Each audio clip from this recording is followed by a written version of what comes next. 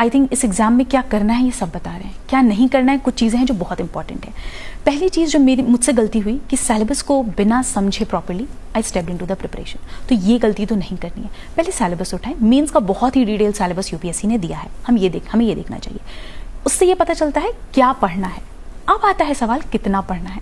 जैसे अगर मैं एग्जांपल दूं, पॉलिटी में फंडामेंटल राइट्स एक टॉपिक है, फंडामेंटल राइट्स पे एक बुक भी हो सकती है, आप एक आर्टिकल पे एक बुक लिख सकते हैं। तो हमें कितना रिक्वायरमेंट है उसके लिए प्रीवियस ईयर क्वेश्चंस देखो। तो सिलेबस बताता है क्या पढ़ना है, प्रीवियस ईयर क्वेश्चन बताते हैं कितना पढ़ना है, कितना रिक्वायरमेंट है।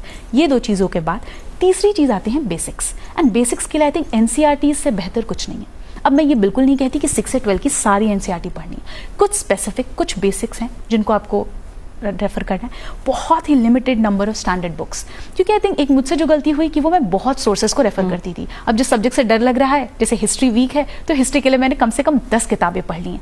आप उसको कंसोलिडेट नहीं कर पाओगे, आप उसको रिवाइज नहीं कर पाओगे, तो अल्टीमेटली उस नॉलेज का कोई यूज़ नहीं है। तो ये भी मैं कहूँगी कि बहुत ही मिनिमम बुक लिस्ट रखो। आई थिंक पढ़ने से ज़्यादा इंपॉर्टेंट एक रिपीटेड रिविजन स्लॉट, कि हर 10 दिन बाद, 10 दिन नहीं तो 20 दिन बाद मैं 1-2 दिन का स्लॉट, कि पिछले 20 दिन में जो पढ़ा उसको मैं रिवाइज करके उस पर एक टेस्ट सॉल्व करके और तब मैं आगे बढ़ूँ। तो ये कुछ चीज़ें हैं जो मुझे लगती हैं रिक्वायर्ड हैं इस फील्ड में।